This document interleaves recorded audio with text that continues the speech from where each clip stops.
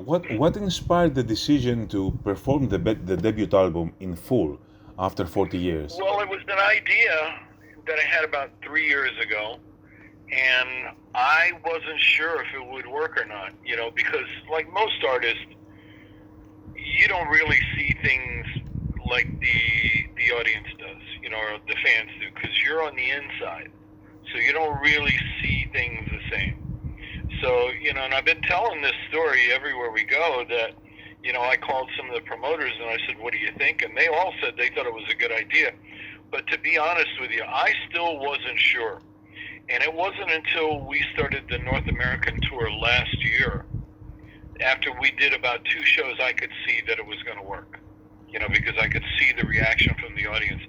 But a lot of times you think you have a good idea and the audience doesn't react. But so we approached it very cautiously. But I was really, really pleased to see the reaction that the audience has had, because something that I've noticed that is really important, there's half the fans that are there, more than half the fans, they weren't there when this record first came out. They've heard about the 80s, but they never got to experience it. And the one thing that I'm noticing night after night after night, when people walk into that room, they're not just getting a trip down memory lane. This show actually shows them what the 80s were like for one night. They walk into that room and they walk back into 1984. And it's a really cool thing. And like I said, I wish I could have told you all this ahead of time, but it's become obvious to me after having done, I don't know how many shows now, 60 or 70 shows doing this, that, it's really turned out to be a great thing. Mm-hmm. And we're going to finish, we're going to be in Europe for the rest of the year pretty much. And I'll be honest, when this is over, and I've told everybody this, you never say never, but probably we will never do this tour again like this, with this album. And that makes me sad, because I'm having such a good time. I mean, I cannot tell you, I've had more fun doing this than I've had in a long time. And like I said, I don't want it to end, but later in the year it will. So I'm encouraging everyone that, is interested in something like this. This is historical, and they should see it now, because once we're finished, we probably won't do it again. Yeah, and I should say that I never believed that I would experience to see W.A.S.P playing live some songs that I would never even think about. That makes 2 of us, because I didn't think it would happen. And you never know. Your career goes, and you don't know how things are going to develop. I mean, the best you can do is you try to make plans for like 2 years at a time, what you're going to do. Because to do any more than that, there's a lot of things that are out of your control. So you can't really try to look that far into the future. So, like I said, when I came up with this idea, and looking back on it now, I know people would ask me and say, well, why did you have doubts? This is great. And like I said, when you're the one that's on the inside, you never really know. You never so know. I've been pleasantly surprised and very, very glad for that. Yeah. How do you feel revisiting these songs in 2025 compared to when you wrote them? Well, when I wrote them, again, I was on the inside. No artist ever gets to hear their album for the first time. Not like the fans do. I mean, you think back to where you were when you heard an album that really changed your life. You remember where you were, you remember what you were doing, you remember where you were at, you remember everything. The artist that made that record never gets that.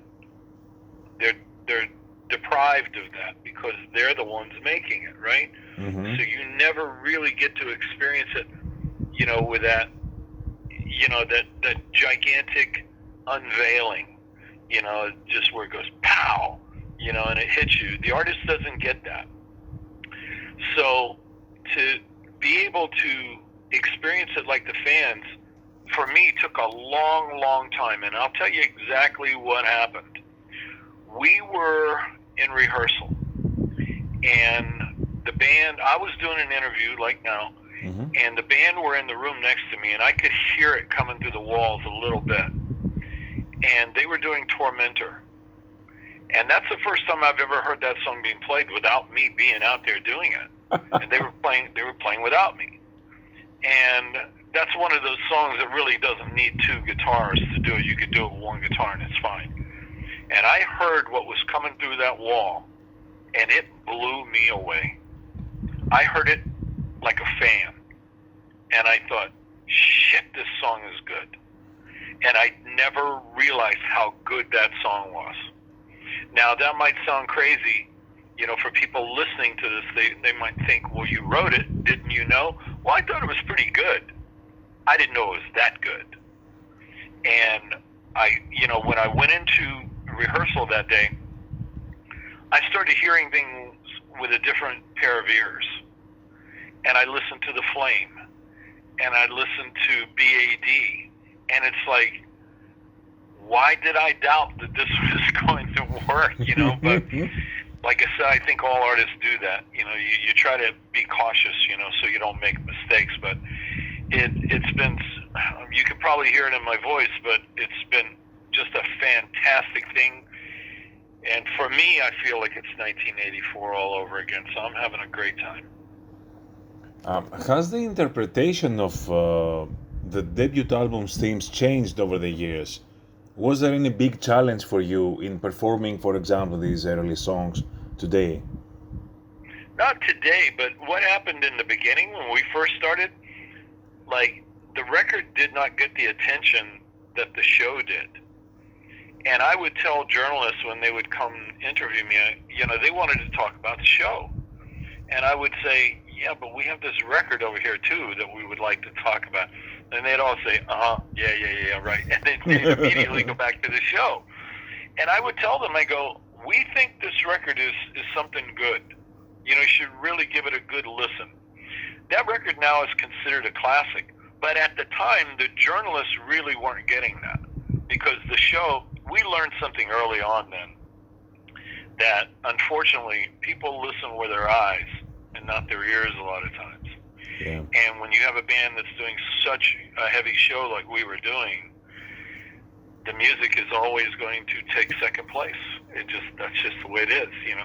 And to be honest, that record, to compete with a heavy show like that, that record has to be really good. Because if not, you know, people would say, well, great show, but they don't have any songs. We never heard that, not once. So for them to just not talk about the music tells you two things. That yes, the show was big and heavy and all of that, but the record was better than they thought it was. Because if the record wasn't good, they would have said it's not good. But they never said that. So we knew that that's probably what was happening then, but it took years for everything to really come into focus. And like I said, I mean, the record is considered a classic now, but that's not what the journalists were thinking at the time. In general, do you think that W.A.S.P ever got the critical respect they deserved? Not at that time, no. It wasn't until we did Headless, you know, and then things started to change, and then certainly the Crimson Idol after that. But in the early days, like I said, the show was so much, you know, so big that they could not hear the music, so they didn't write about it. The only thing, like I said, they didn't write anything bad, but they just didn't write about it at all. They just wrote about the show. And like I said, looking back on it now, I can understand that because I think it's human nature when you have both sight and sound going on at the same time. We're so visually dominant as humans, it's always going to take first place. So, you know, you become, in some ways, a victim of your own success. Yeah, but did you ever feel, especially at that time, did you ever feel pressure to escalate your shock factor in the early days? Or no. Did you feel pressure to escalate the musical factor? We were just entertaining ourselves. You know, that's what the show was in the beginning. We were just having fun. And we thought, we had a very dark sense of humor. We thought a lot of that we were doing was hilarious, but the world didn't see it like that. They thought it was serious. And it was like, and we were laughing our asses off, because we were having a good time. But like I said, we learned pretty quickly that no one was listening. Well, the fans were listening to the music, but, the journalists weren't listening to the music. And I reached a point, before we did Headless, I thought, I want to focus on the music. So to do that, you need to take the show and move it into a different area. Now, the Headless tour the show was a big show. We were only the second band in history to ever use video on stage or use film. Pink Floyd was the first band, we were the second. So it was a very primitive type way of doing it. It looked great on stage, but it was a big show, but it was designed to focus on the music, where in the early days, it was very show heavy, but like I said, I had reached a point where I wanted people to listen as much as watch. And so that's, where the inspiration for Headless came from. And then, like I said, certainly the Crimson Idol after that. Yeah. And apart from the live shows, there were your music videos that were huge back in the days. Were music videos as important to the album's success as the songs themselves? Well, back then it was huge, because it could make or break a band. We all saw that. You think about the successes of some band like ZZ Top. ZZ Top were a successful band before MTV, but when Eliminator was released, and then those three videos that came out, it took ZZ Top from being a really big band to superstars. Mm-hmm. So it had that kind of power. The Police, bands like that, turned them into superstars. So it was really a big deal back then. Mm-hmm. How did the PMRC's criticism of W.A.S.P affect you personally and artistically back in the days? Because you had faced serious problems with the PMRC back then. It's funny. I watch what's going on today. People ask me about censorship, and I tell them, I go, it's just as bad, maybe worse today than it was then because of the internet. And it makes me sad because when it happened to us in the 80s, I really didn't understand. And that's where Frank Zappa was so important for us, because Frank had been through it in the 60s.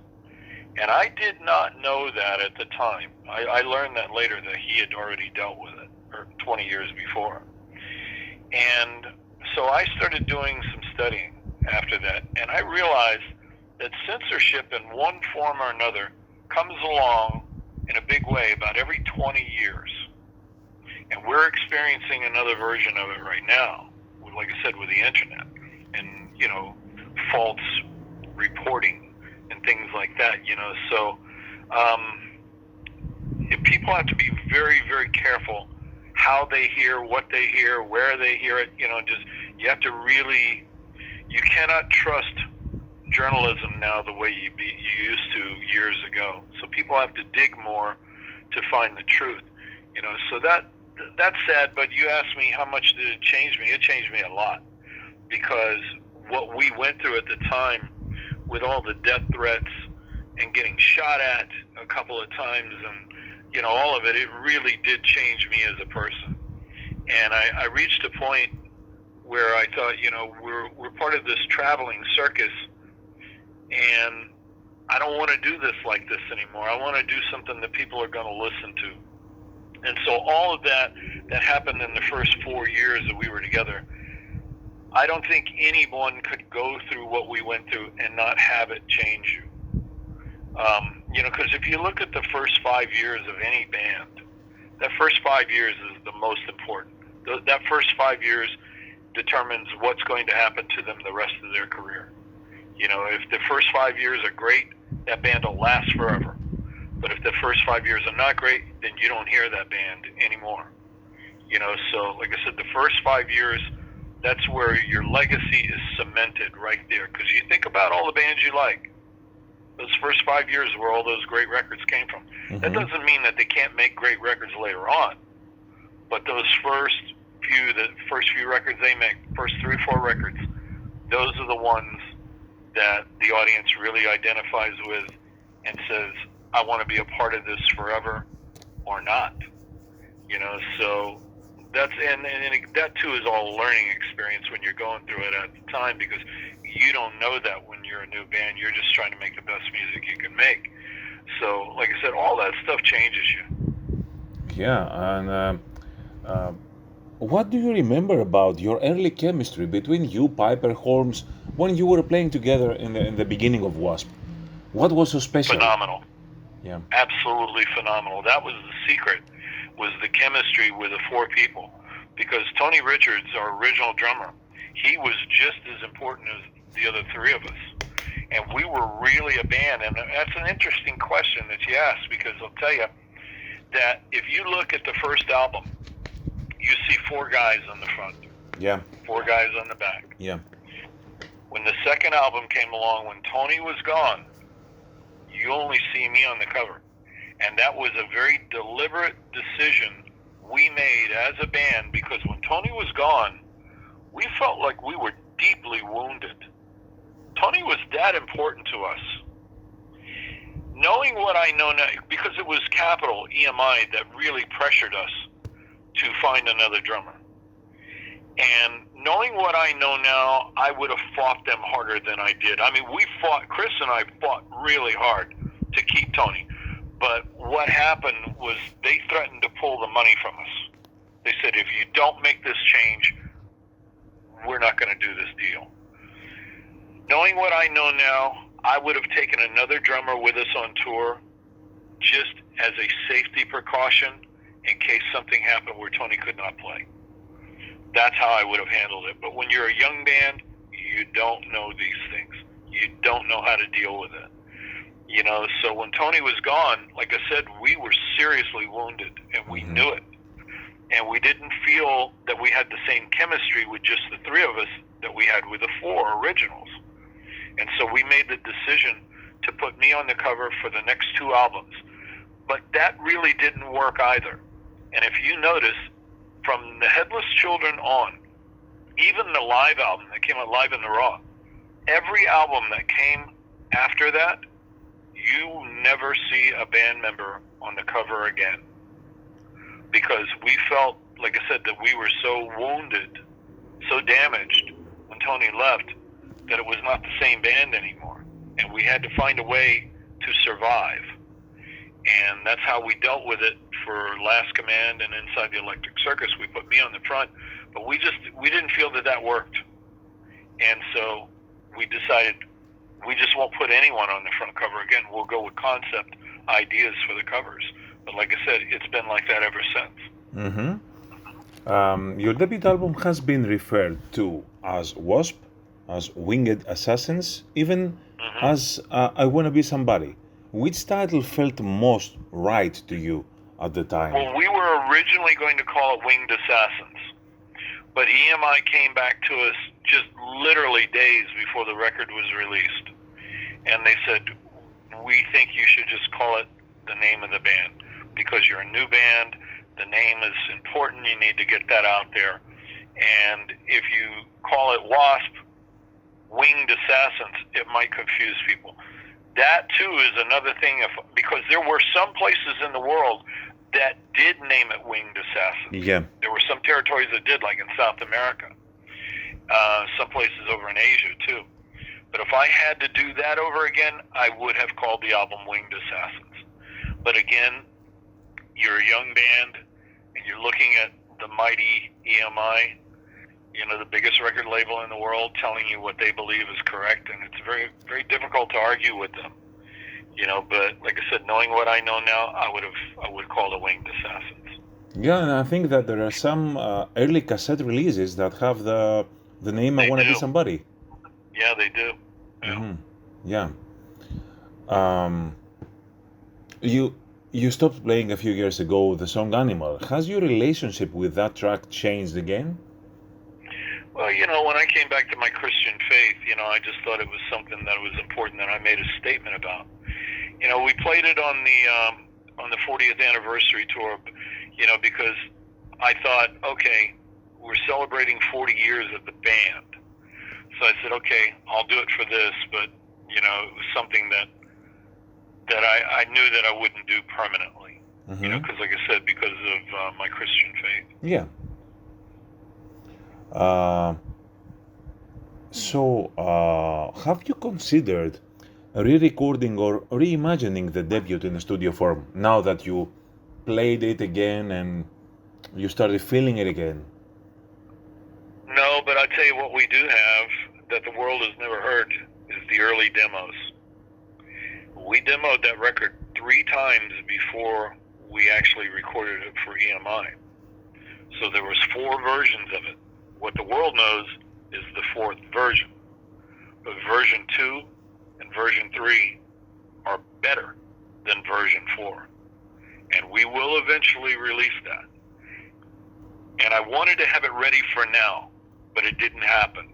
But eventually those will come out. And I'm telling you, when people hear it, they're going to be blown away. Because it's better. It's better than what the album that it is better than those.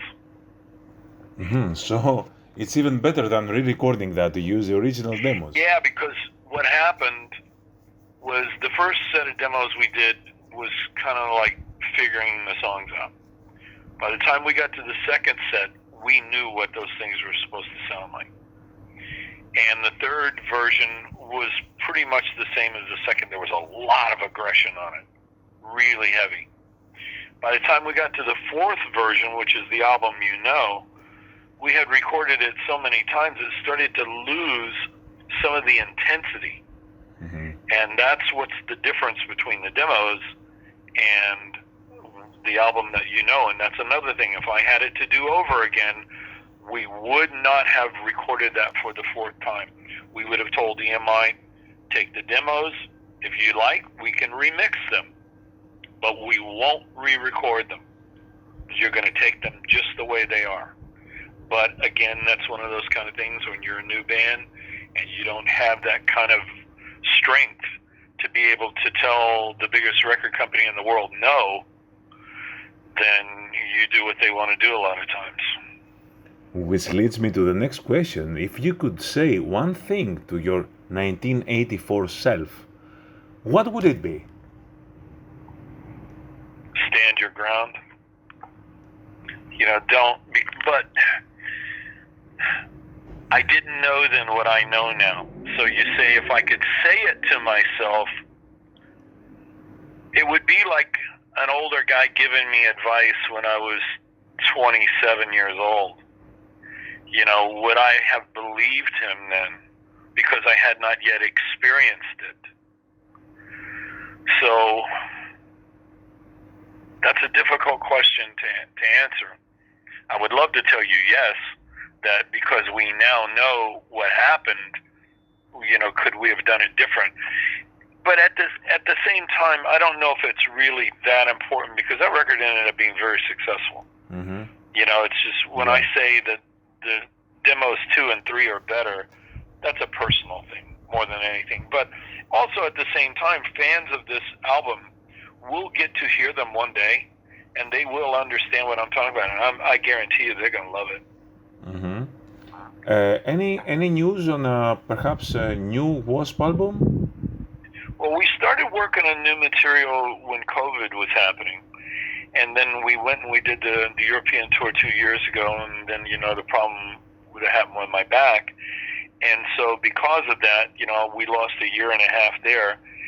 And so since then, we've been touring a lot, so there really just has been no time to go back in the studio. So eventually, yes, there will be, but I just can't tell you when. Yeah. Because this touring schedule has been pretty intense. I've seen the show, but what should the Athens crowd expect from W.A.S.P in 2025 in the Rockwave Festival? Oh, we're coming there. We're going to get loud. We're going to get nasty. We're going to hurt people when we get there. It's just, like I said, it's, the funny thing is, and we, as the band, we talk about this all the time when we come off after the show. Because we do this show, well, let me back up a little bit. First, when we knew that the festivals were coming this summer, we weren't sure if we were going to do the same show. Maybe it was just going to be a best of set. But early in the year, in March, we went down to Mexico City and we did a festival there. And so we took a chance and we played the album One Live. So we played in Mexico and it worked great there, and then we took it down to South America and it worked great in those festivals there too. So we thought, you know what, we're going to just do this everywhere now because we're having such a good time doing it. But the thing that I was talking about before, we've talked so many times when we come off stage how fast we do the show in two halves. We do the album and then we come back and we do like a best of. And that first half goes so quickly, it's almost like we just got there and then it's over. You know, and it's a very strange feeling. You know, I have never experienced that before. And I don't know why it's like that. But it is that. It feels that way to us. You know, so like I said, we're having a really good time doing it. Playing these songs live again after many years, there are some songs that I guess that you haven't played them for more than 30 years. Yeah. Which of them do you... Tormentor, BAD. I would say half that record we haven't played the very first tour. Of course, half that record. So, which of these songs do you consider that might find their way to sneak into the kind of best of set list that you're going to use in the future? Which songs do you enjoy most? We talked about that too. You know, and we haven't really started working on any of that yet. But I do know that conversation has already happened, and more than once. So, you know, I really can't give you an answer, but I do know that there are things that we see that are working better than we thought that they were going to, and there could very well be songs. I would almost certainly say yes, there will be. I don't want to tell you which ones because again, we haven't made that decision, but you are correct. Yeah.